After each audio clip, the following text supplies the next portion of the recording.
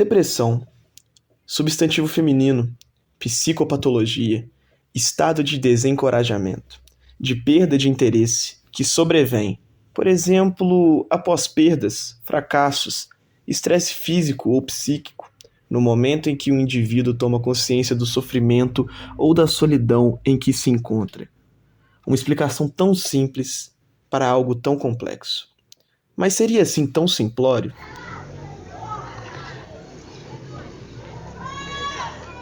Não é de hoje que a depressão vem sendo debatida em contexto global como a doença do século. Afinal, o que não se falta na sociedade atual são motivos para se estar triste. Segundo o jornal da USP, e pela fala do Dr. Guilherme Polanski, a pandemia afetou negativamente crianças e adolescentes, aumentando os níveis de estresse emocional e podendo levar ao desenvolvimento de transtornos psicológicos. Mas esse sofrimento não veio com a pandemia.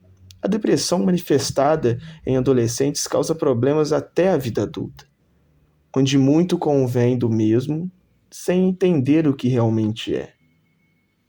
Visto isso, essa entrevista feita com o psicólogo Marcelo Martiori procura responder algumas dúvidas sobre o tema e ajudar aos telespectadores a entender o mesmo na fase adolescente e adulta.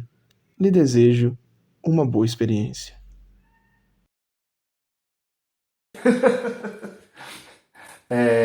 Vamos lá, primeira pergunta que vocês fizeram. Quais são os principais fatores biológicos, psicológicos e sociais que contribuem para o desenvolvimento da depressão em adolescentes? E quais são os impactos causados no desenvolvimento emocional e cognitivo deste indivíduo? Então, acho que a primeira coisa que é importante falar, assim, mais ou menos, como que eu entendo esse processo de depressão. Depressão, então, é um processo de a gente está voltado para o mundo, a gente está voltado para a realização, a gente está voltado para viver, a gente está voltado para poder construir coisas. A depressão é um processo de revisão. Então, a depressão ela é aquele momento em que a nossa energia psíquica, a nossa atenção psíquica, nosso afeto está voltado para as coisas do mundo. A depressão ela chega, acontece e a gente se volta para uma revisão de vida.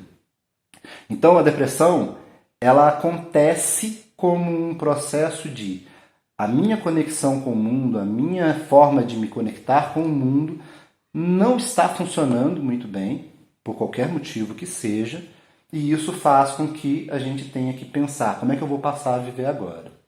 Então, nesse sentido, a depressão, a gente pode falar dela em dois estados. Um estado mais ou menos natural, né, próprio da vida das pessoas, a gente passa por ciclos de depressão, de tempos em tempos a gente entra em processos de revisão, ou a gente pode pensar a depressão, né, vamos dizer assim, causada por condições externas, né, que não são só da própria vida da pessoa, mas de relações do mundo, apesar de que isso influencia todo mundo, mas vamos fazer essa pequena diferenciação.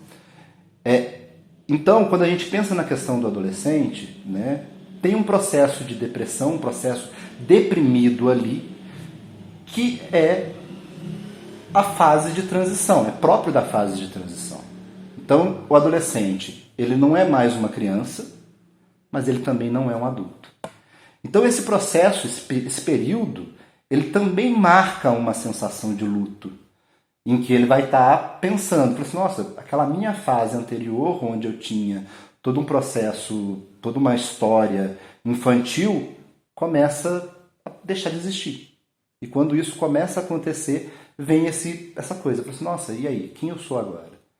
E isso gera revisão, gera medo, gera tristeza, gera angústia, gera raiva, gera um monte de emoções que estão associados a esse espectro deprimido, a essa ideia de depressão. Então isso é um fator muito forte do período da adolescência para identificar essa questão. Então, como eu disse, existe esse aspecto que é do próprio processo. Era uma criança, ainda não é um adulto, está morrendo alguma coisa, ainda não nasceu outro, é preciso se fechar um pouco para poder tentar fazer isso. Mas junto disso, nós temos mais um monte de outras coisas, de relações sociais e de tudo tá colocado, que influencia esse estado deprimido. Então, pressão por sucesso, a pressão estética, excesso excesso de atividades, né? Então, você tem que aprender a falar inglês, você tem que fazer isso, você tem que fazer aquilo. As questões mesmo financeiras, né? Então, um jovem que se vê fora de determinados acessos também vai passar por um sofrimento específico, né? Então, toda essa questão social ao redor também influencia possibilidades da pessoa ter ou não um quadro clínico de depressão, maior ou menor, né? E como que isso acaba influenciando tanto esse jovem quanto o processo de transição dele para a vida adulta? Como eu disse, assim, isso faz parte de um processo importante e praticamente natural da vida. A gente tem que fazer esse processo de revisão de tempos em tempos. E principalmente nos períodos de transição. O grande problema é que, de alguma forma, no nosso momento social, nós perdemos muito os rituais de transição, os ritos de passagem. Então, por mais que a gente fale, a adolescência é um período ali de transição, esse adolescente, muitas vezes, e cada vez mais, estão se sentindo perdidos. Então, se a gente pega numa estrutura tribal, por exemplo, né, vai ter um rito de passagem. Ele vai para o meio da floresta, ele vai esperar um sonho, ele vai passar por rituais de corte na pele, vai fazer uma tatuagem. Tem todo um processo que é marcado dessa transição, né? Na nossa sociedade, esses processos eles meio que se perderam, está tudo meio solto. E aí a gente não sabe exatamente como é que faz essa transição e por conta disso tem muita gente que fica preso nesse processo. E aí não consegue necessariamente transitar para a vida adulta e nem pode ficar eternamente nesse processo de adolescência ou da infância que estava ali atrás. Então, tem que se prestar muita atenção, né, nessa dimensão para que essa pessoa ela consiga fazer esse processo de revisão, esse estado de revisão, para fazer a transição. Porque se ela não fizer a transição, ela fica presa naquilo ali e isso vai se transformando num quadro cada vez mais grave, né? Pior. De que maneira os profissionais de saúde, educadores e familiares podem apoiar os indivíduos que estão enfrentando sintomas de depressão durante a transição da adolescência para a vida adulta?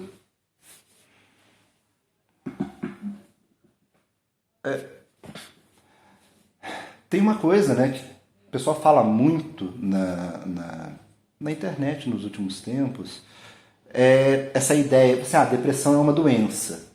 Então a gente não deve ficar tratando uma pessoa com depressão como é falta de fé, basta você querer, né? A gente tem que entender que uma pessoa com depressão, uma depressão clínica, ela precisa de determinados cuidados, né? Que vão desde o processo de abertura para conversar, né? Um processo de proximidade, de cuidado, de atenção, processos clínicos, né? Então, fazer terapia, esse tipo de coisa, assim como processos associados a medicamento, em casos em que a pessoa não está conseguindo passar por nenhuma outra situação sem a ajuda de um remédio.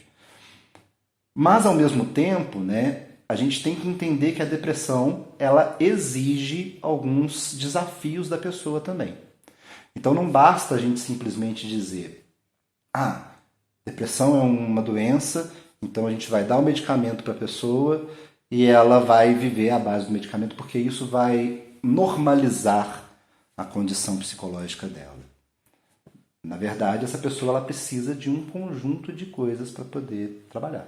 Então ela precisa, de alguma maneira, ter apoio para poder fazer coisas mínimas do dia a dia mesmo, né? Então ter o apoio para fazer uma caminhada faz um efeito muito grande. Atividade esportiva. ou atividade física em geral fazem grandes efeitos sobre o comportamento de uma pessoa com depressão. Os processos de revisão. Então, a pessoa com depressão, ela tem que, de alguma maneira, ser estimulada a revisionar a própria vida. E isso pode acontecer dentro da terapia, mas isso também acontece nas outras relações. É importante que essa pessoa ela seja colocada a entender os processos dela de percepção.